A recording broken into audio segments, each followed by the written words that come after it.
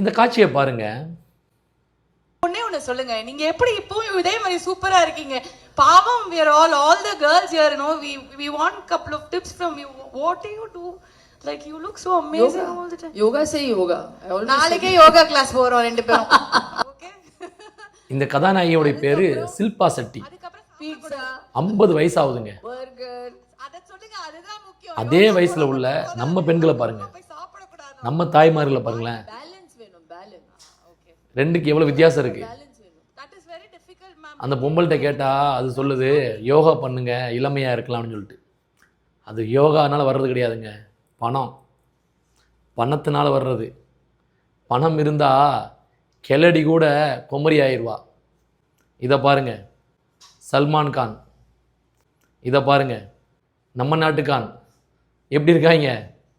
எல்லாம் பணம். அதே வயசு தான். பணம் இருந்தால் கிளடி கூட குமரி ஆயிடலாம், கிளடம் கூட குமரன் ஆயிடலாம்.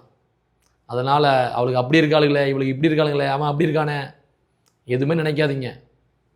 பணம் இருந்தால் போதும், எல்லாம் பலபலன்னு ஆயிடலாம். இதை உண்மையா பொய்யான்னு சொல்லிட்டு நீங்கள் கமெண்ட் பண்ணுங்கள்.